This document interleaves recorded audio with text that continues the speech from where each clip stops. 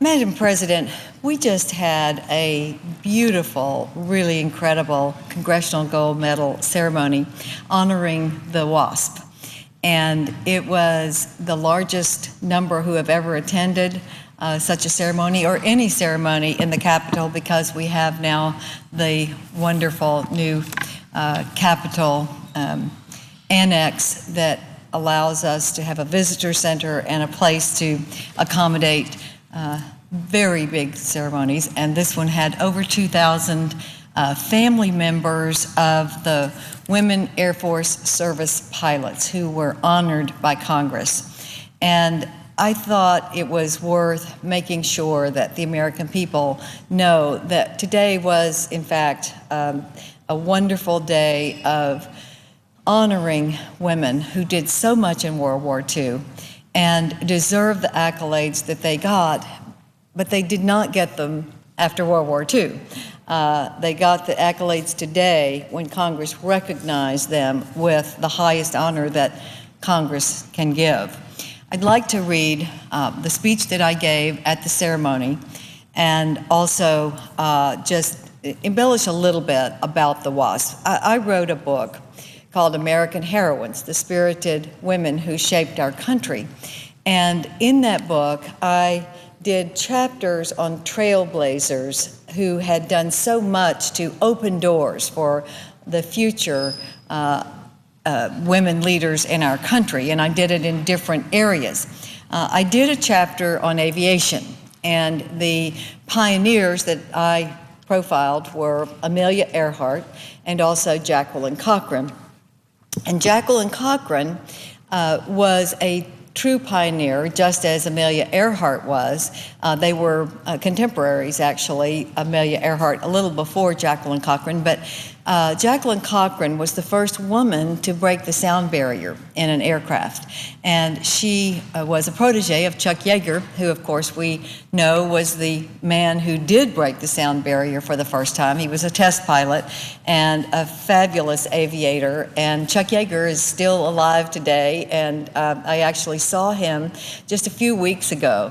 He was in Dallas, and he is a hero to everyone who knows anything about aviation. Chuck Yeager is just an icon. And he took Jacqueline Cochran under his wing and helped her, and then she actually was the first woman to break the sound barrier. She also was the woman who conceived the women Air Force service pilots, and she was the leader during World War II of this incredible group of women. And I want to read the remarks that I made because it tells much of the story of the WASP and Jacqueline Cochran's leadership. As we celebrate Women's History Month, this is the perfect time for us to gather to honor the women air service pilots, the Air Force service pilots now. They were not in the Air Force at the time, but they were called the WASP. We gave them the Congressional Gold Medal, for these women truly did make history. America's first women to fly military aircraft. They blazed a trail in the sky that opened the door for today's women military pilots. By the time the war ended, 1,074 women had earned their wings at Avenger Field in Sweetwater, Texas. 38 of those women were killed in the line of duty. Throughout the war, these courageous women flew over 60 million miles around the world in every type of aircraft and on every type of mission flown by male pilots except direct combat missions. They were never commissioned, were never afforded active duty military status, and were not granted veteran status until 1977, 30 years after they had served. All these women volunteered to serve their country in wartime. And the reason they were formed, Madam President, is that the men were needed to fly combat missions. They were the fighter pilots, but we needed every person who could help in the non-combat fields, and so for the first time, women were recruited. And they flew the ferry missions. They delivered aircraft. They delivered, and they trained. They trained pilots. They trained male pilots.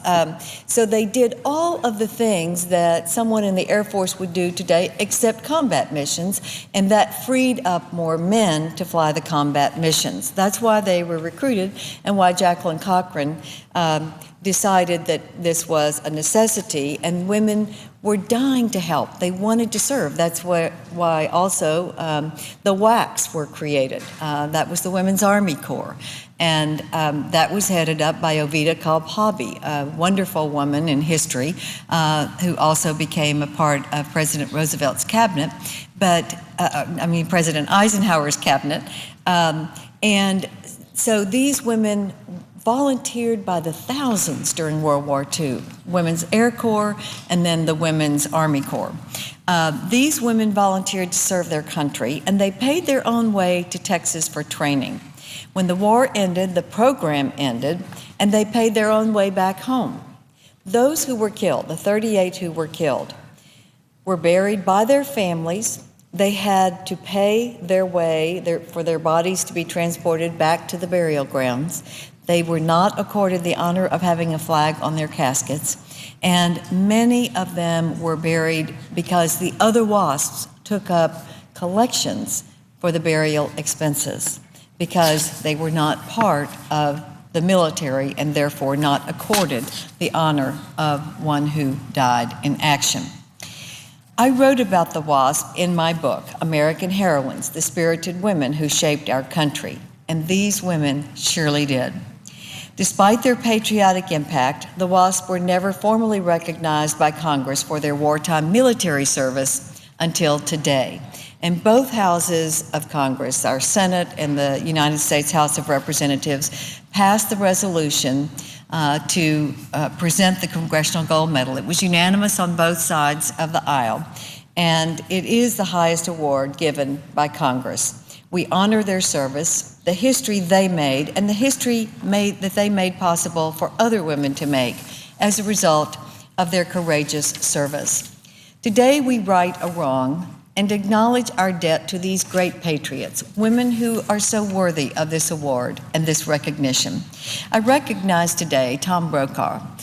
Tom was on the podium with us at the ceremony, and of course, Tom wrote the book, The Greatest Generation, that I think raised the awareness of America about these people who served in World War II. Of course, the combat veterans who served in World War II, and he chronicled those because they served so valiantly in horrendous circumstances, and they came home, never talked about it, didn't talk about it to their wives or their friends or their children, and they just went back to life as normal and considered that that was their duty, and now it was time to go back to work. Well, Tom Brokaw, I think, did a wonderful service for all of us, that he raised the awareness of that greatest generation and made us appreciate so much what they had done. But I said in the ceremony today that Tom Brokaw, who did come to this ceremony because he got to know about the WASP as well in all of his research, but really we were closing a circle of many of those who served in World War II and were never recognized. We recognize the veterans. We recognize their incredible service in combat and in battle. But there were groups that have now received the Congressional Gold Medal, and the WASP were the third of the three.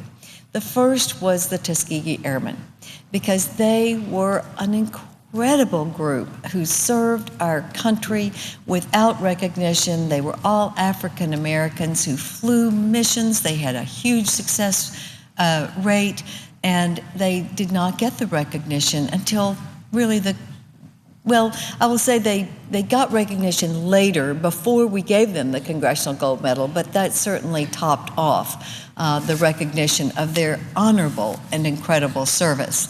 And then there were the Code Talkers, the Navajo Code Talkers, who did an incredible service in secret. They promised that they would not ever tell what they did, and they didn't until they were given leave to talk about it, after which there was a movie made, and they too have been recognized. And now the WASP, the women who were the first women to fly military missions but never made a part of the military.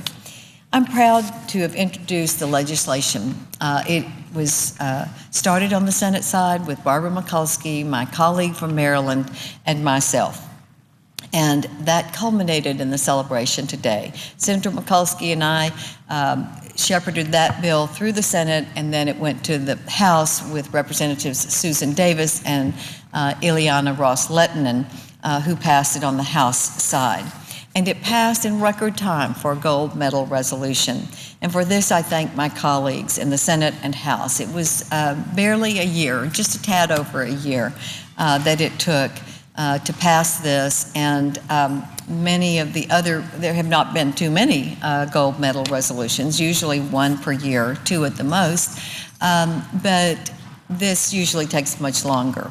But because these women are, of course, older, and we wanted to do it as quickly as possible, so as many of them as possible could come, and in fact, over 2,000 of the family members and these women did come. There were a couple of hundred who actually came, who were in the WASP, and of the 1,074 women who earned their wings, a couple of hundred were there today. And I wanted to thank them. And I ended my remarks today by saying that I thank the WASP and their families who have waited so long and traveled so far to be here today and hear these words. On behalf of a grateful nation, we thank you for your service. And the speaker was eloquent, the distinguished minority leader in the House, our leader, Senator Harry Reid, and Senator Mitch McConnell, all participated with the Secretary of the Air Force, and then, of course, the four of us on the Senate and House side who sponsored the resolution spoke as well. And it was a beautiful ceremony, and I wanted to put that in the congressional record so that they get the recognition that they so richly deserve and for which they have waited so long. Thank you, Madam President. I yield the floor and suggest the absence of a quorum. The clerk will call the roll. Mr. Coker.